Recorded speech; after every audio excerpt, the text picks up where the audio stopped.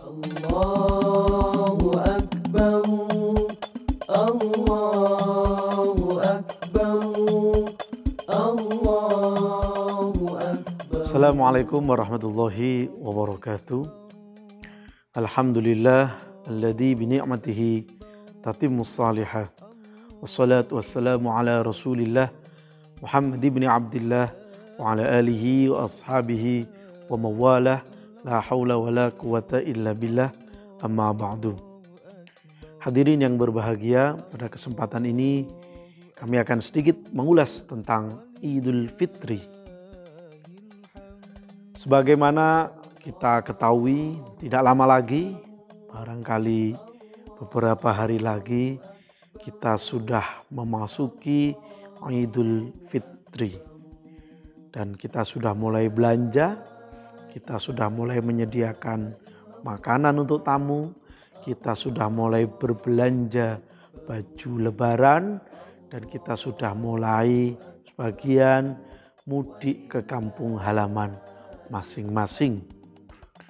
Lalu bagaimana sebenarnya Idul Fitri dipandang dalam perspektif agama? Yang pertama yang perlu kita ketahui adalah kata Id berasal daripada ada ya'udu atau ada ya'idu. Id. Ada dua makna daripada id itu sendiri. Yang pertama, id ya'udu bermakna berulang. Jadi disebut id karena setiap tahun itu berulang-ulang kita memperingatinya.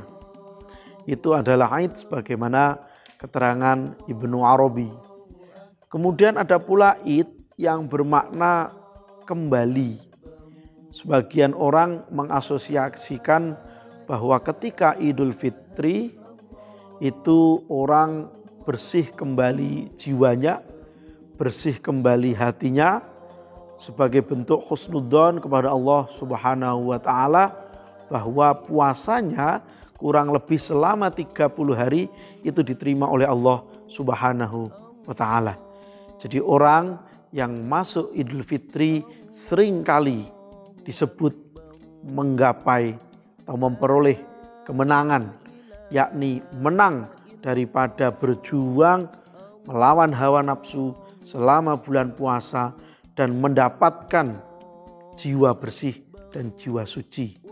Itu sebenarnya adalah husnudzon kepada Allah Subhanahu wa taala yang menerima taubat kita, yang menerima puasa kita. Kemudian dalam Idul Fitri di Indonesia, kita punya peristiwa besar di mana di negara-negara lain mungkin tidak ada. Yang pertama adalah mudik ketika Lebaran. Mudik sebenarnya tidak ada tuntunan dalam syariat agama Islam. Tidak ada yang mengatur, tidak ada yang melarang, juga tidak ada yang memerintahkan. Mudik murni sebagai gejala kebudayaan di Indonesia. Barangkali di Amerika itu tidak dikenal dengan istilah mudik. Tapi saudara kami, teman kita yang dari Jerman itu kalau Lebaran ternyata juga mudik ke Jerman. Ini cukup menarik karena dia mengikuti tradisi di Indonesia. Dan mudik adalah peristiwa di mana seseorang berusaha menikmati quality time bersama keluarga untuk berkumpul, bermaaf-maafan, dan selama 1 tahun ini belum pernah berkumpul atau reuni. Maka Idul Fitri adalah momen. Dan mudik adalah bagian dari rangkaian itu sendiri.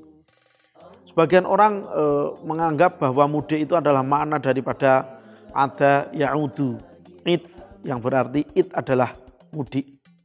Maka orang seringkali ngomong kalau tidak mudik, kalau belum mudik, maka sebenarnya belum beridul fitri. Seperti itu. Sebenarnya istilah itu adalah istilah budaya yang tidak perlu kita perdebatkan dalam perspektif agama.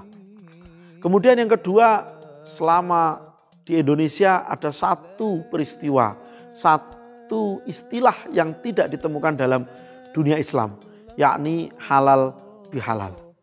Dicari dalam referensi Islam manapun di luar Indonesia, halal bihalal tidak bisa diketemukan. Inilah uniknya maziyah daripada Islam di Indonesia.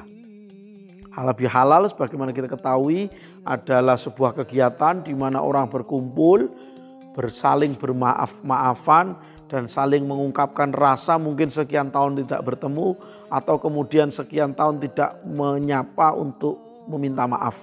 Barangkali ada salah, maka momen halal bihalal selalu menjadi momen yang ditunggu-tunggu. Kenapa? Karena kalau mengungkapkan salah tidak secara jama'i, tidak secara bersama-sama, hanya personal, itu nampaknya orang akan gengsi, orang akan malu, orang akan takut, dan juga orang akan cenderung, wah, aku tiba-tiba minta maaf ya gitu. Tapi ketika Idul Fitri, ketika Lebaran, itu jadi semacam magnet, momen untuk saling bersama-sama mengungkapkan maaf gitu. Dan memohon maaf gitu. Dan mengungkapkan maaf tentu saja. Sekalipun tidak menyebutkan dosa yang telah diperbuat itu. Dalam beberapa madzhab fikih memang kalau ingin meminta maaf sebaiknya menyebutkan salah apa toh yang dulu sudah kita kerjakan begitu. Atau kalau misalnya kita itu terlalu berat untuk disebutkan, ya kita menyebutkan saja secara umum, aku minta maaf atas apapun dosa yang aku kerjakan selama 1 tahun ini padamu. Jadi halal bihalal adalah momen yang tepat untuk kita hilang kegengsian kita, hilang kemaluan, hilang rasa malu kita untuk meminta maaf. Lalu dari mana sebenarnya istilah halal bihalal itu muncul? Dalam sebuah catatan di tahun 1948 ketika terjadi ketegangan antara kelompok Islam dan non-Islam atau kelompok komunis DITII, kelompok Islam dan berbagai golongan di Indonesia, Presiden Soekarno memanggil Kiai Haji Wahab Hasbullah untuk membantu menyelesaikan konflik ini. Dan saat itulah Kiai Haji Wahab Hasbullah mengusulkan agar Presiden Soekarno mengadakan forum yang mempertemukan semua umat Islam dalam berbagai aliran, kelompok, organisasi dalam rangka silaturahim. Tapi kata Bung Karno, silaturahim sudah umum. Coba dicari istilah yang lebih baru gitu. Kata Kiai Wahab, ya kalau orang saling marah itu ya haram gitu. Kalau haram ya harus dibikin halal gitu. Maka muncul ide agar bisa saling menghalalkan. Maka dibikinlah acara namanya halal bihalal.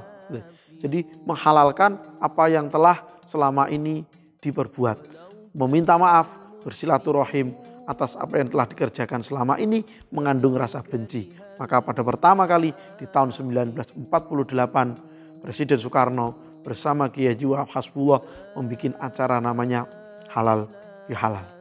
Itu salah satu keunikan di Indonesia kita. Hadirin wal hadirat rahimakumullah. Lalu apakah kita sebenarnya telah benar-benar suci selama bulan Ramadan? Tentu saja makna fitrah yang sering kita pahami sebagai suci atau makna fitri yang sering kita pahami sebagai waktu yang tidak berpuasa atau waktu berbuka, itu sebenarnya tidak serta-merta membuat hati kita suci, bersih dari dosa.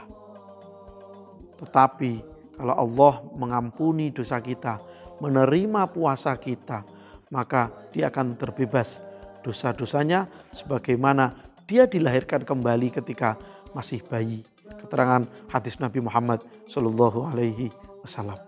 Dan untuk melengkapi semua itu, bahwa dosa yang diampuni dijelaskan oleh ulama adalah dosa hakullah, dosa manusia kepada Allah, yakni berupa maksiat.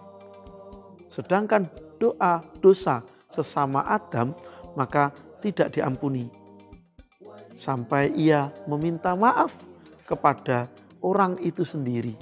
Maka momen halal bihalal, momen lebaran adalah waktu yang tepat untuk silaturahim, untuk meminta maaf. Dan sungguh sangat disayangkan orang yang menganggap bahwa Idul Fitri halal bihalal adalah sesuatu yang tidak dicontohkan oleh Allah, yang tidak dicontohkan oleh Rasulullah SAW atau diharamkan. tentu sangat disayangkan. Karena jelas halal bihalal adalah gejala budaya. Sementara yang dipentingkan adalah prakteknya ketika halal bihalal. Dan dalam hadis Nabi Muhammad SAW disebutkan, idza yaltaqiya al-muslimani falyatasafahani ghafarallahu dzunubahuma qabla ayatafarraqa au kama qala. Kalau ada orang muslim yang bertemu bersalaman, maka Allah akan mengampuni dosa keduanya sebelum keduanya berpisah. Dan itu dilakukan ketika kita sedang halal bihalal. Maka mari di hari yang fitri ini kita tambah fitrah, tambah suci daripada dosa-dosa yang telah kita perbuat, dan menambah maaf kita dengan cara menjalin silaturahim dan halal bihalal kepada semua saudara kita. Dan mari kita jadikan momen Idul Fitri ini sebagai momen berbagi ampunan dan berbagi pengalaman selama kita 1 tahun tidak bertemu. Sekian dari kami, kurang lebihnya mohon maaf. Hadanallahu wa iyyakum ajma'in. Wassalamualaikum warahmatullahi wabarakatuh.